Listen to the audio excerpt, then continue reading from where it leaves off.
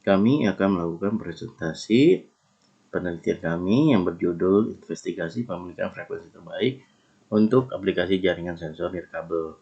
Penelitian ini dilakukan oleh Dr. Ahmad Firdausi sebagai ketua penelitian dan anggotanya yaitu Dia Septiana. Penelitian ini merupakan kolaborasi dari Program Studi Teknik Elektro Universitas Mercubuana dan Program Studi Teknik Industri Universitas Muhammadiyah Tangerang.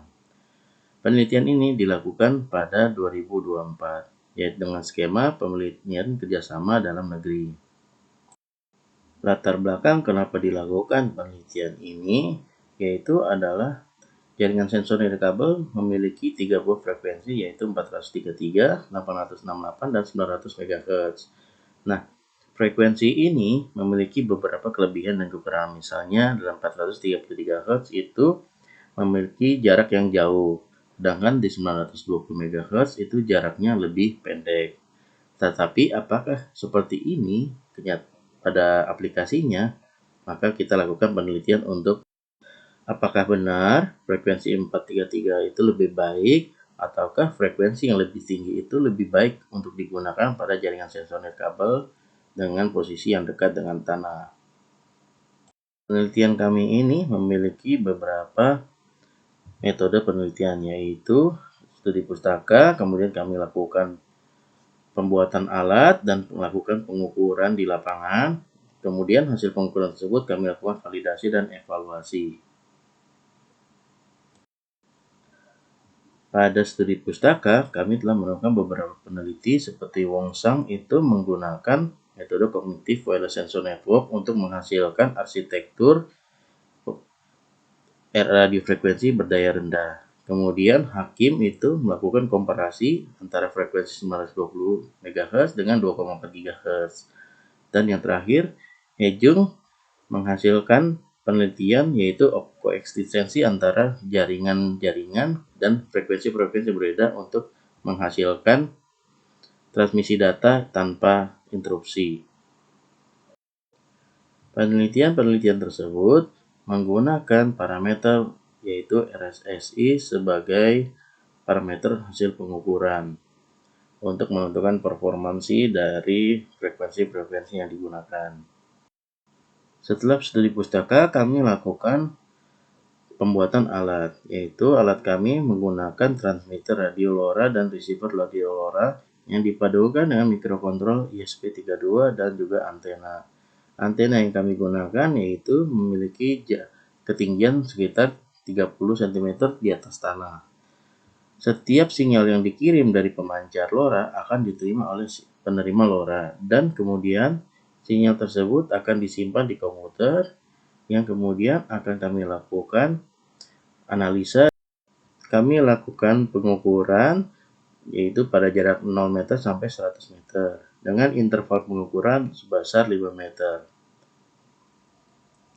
Kemudian pengukuran kami dilakukan di daerah hutan, yaitu daerah yang memiliki simulasi seperti jaringan sensor nirkabel aplikasi-aplikasinya, di mana pada hutan ini jaringan sensor nirkabel tidak dapat melakukan transmisi data secara lurus, yaitu dari pemancar penerima, melainkan sinyal akan mengalami pemantulan diakibatkan oleh adanya halangan seperti batang pohon, seperti dedaunan, dan bahkan semak belukar.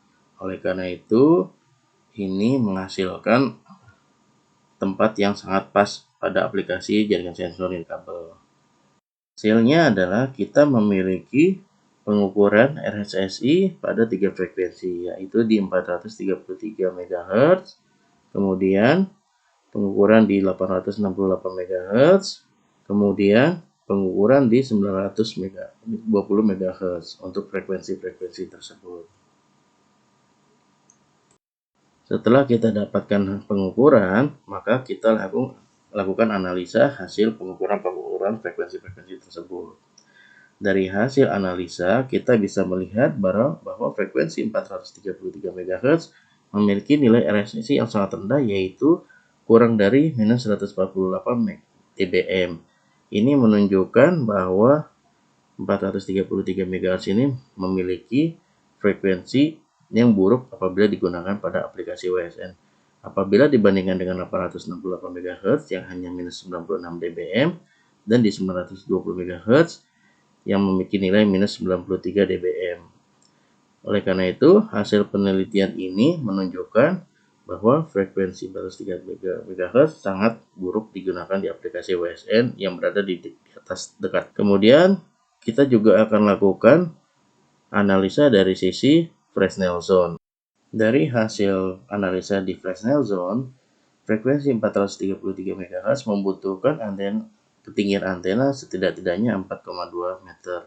Sedangkan frekuensi 868 MHz hanya membutuhkan 3 meter dan 920 MHz hanya membutuhkan 2,9 meter.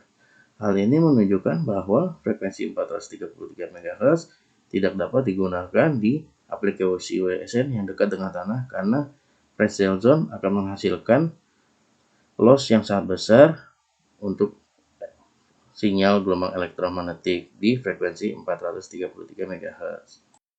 Oleh karena itu, kesimpulan pada penelitian kami yaitu frekuensi 4333 MHz tidak dapat digunakan untuk aplikasi WSN yang berada di dekat dengan tanah. Sedangkan frekuensi 868 MHz dan 920 MHz sangat dapat digunakan untuk aplikasi WSN yang berada di dekat di atas tanah. Kemudian, penelitian ini sangat erat kaitannya dengan mata kuliah di program studi Teknik Elektro Universitas Marsubona seperti mata kuliah jaringan sensor nirkabel dan IoT dan juga perancangan berbasis mikroprosesor. Sekian dan terima kasih.